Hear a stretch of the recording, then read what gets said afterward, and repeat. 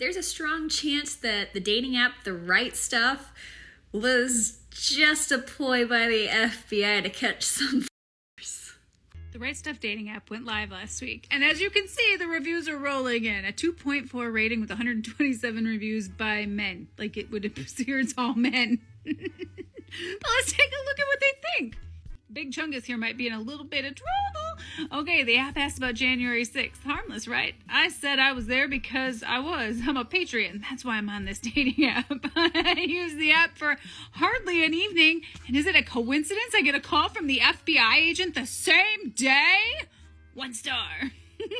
Hey, it's Alonzo Bowden with another Rebel HQ TYT video, and today we're talking about the right stuff. Is it the right stuff? I'm not sure. It's a right-wing dating site with no women. I know. How could women resist a good patriotic insurgent? He even has a truck. I don't know, but these guys are not getting any women on their site. So, is it that no women are interested in them?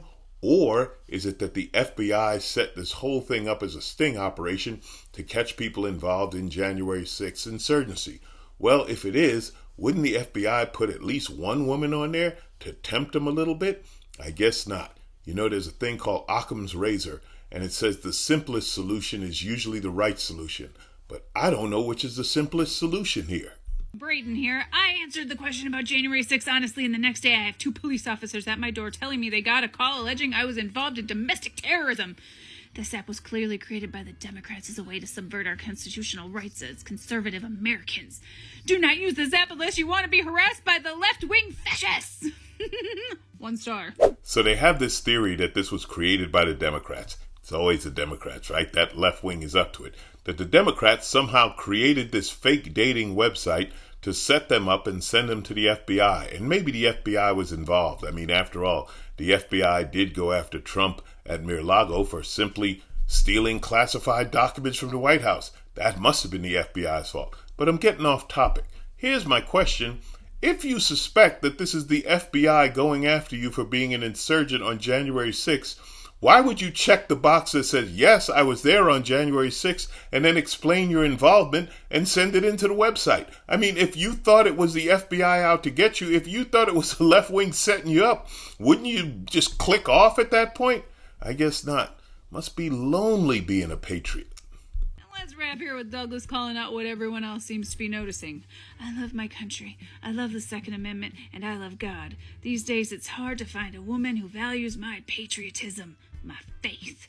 And so after being ghosted by every match on Tinder, I decided to give this app a try. I created my profile, uploaded a selfie of me sitting in my truck with sunglasses, and it worked great. The interface was intuitive and easy to use, but the weird thing is I couldn't find any women on it. I don't know, maybe the app is bugged. I tried switching my preferences to men just to make sure it was working, and loads of handsome men came up. I hope the developers fix this. 1 star. Here's the thing, guys. I know you have the right stuff, but here's the problem. There are no women. There are no women on your little website. Now, if the FBI, if the left wing, if anyone did this as a setup, they would have put some women on there. See, that's how catfishing works. They put pictures up of fake women, and then you go to date the women, then they get your information, and they steal your money, or they turn you into the FBI, or whatever they're going to do. But they actually put women on the site. This site has no women. Fellas, I'm afraid you're going to have to step up your game. Apparently, your patriotism isn't enough. I'm telling you, you can't just put up a picture of you in your sunglasses with a truck. You gotta have a gun. Guys, come on. Are you even trying? Are you even trying to get women without a gun and maybe some camouflage? Yeah, some camouflage. That always helps. That turns the women on. And how about a long bushy beard? And you can pretend you're playing war or do some cosplay. Something. Get some women on your site. It ain't the FBI. The FBI would have put women on. They wouldn't have believed you'd be so dumb as to participate with no women involved. This is wild. In all reality, you are where you are because of men. You wouldn't be alive either if it wasn't for your pops. We the reason why you are who you are. You dress to look good for us.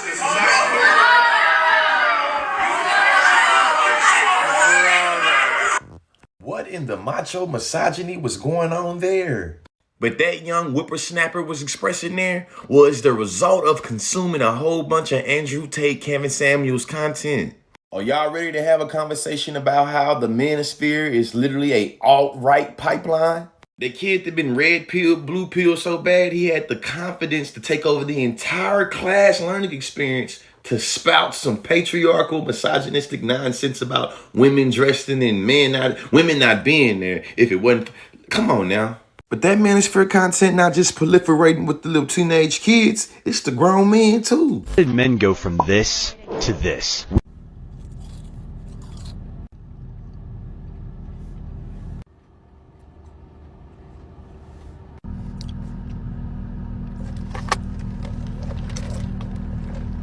Read a book, numbskull.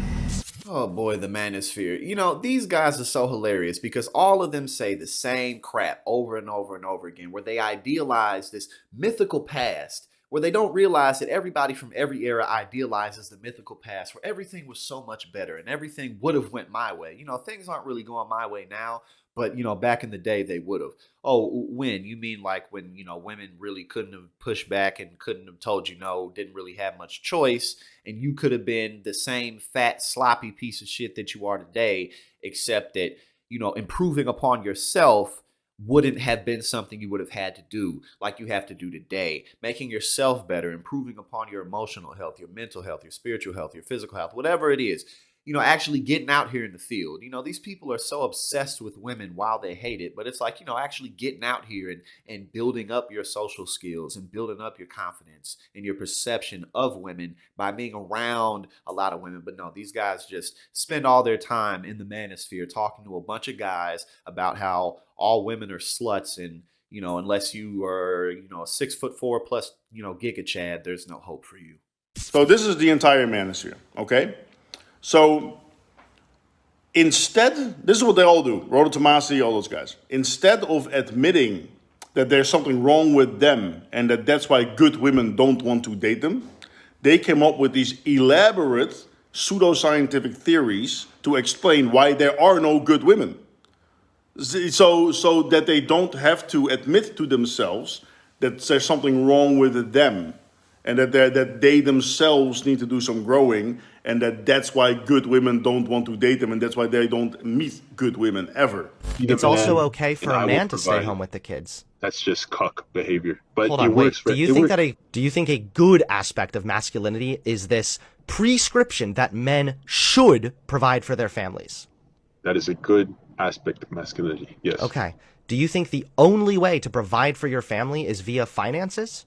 No, you can provide it in other ways, being emotional to your partner. Just control it. Be stoic about it. Well, I'm really happy I get to do this topic today because I'm always talking about the manosphere and the red pill community. Now, you know, just to, you know, clear the air, everything in it isn't horrible, but a huge portion of the stuff in it is pretty bad. It's just a bunch of toxic nonsense. You know, it's really just extremism.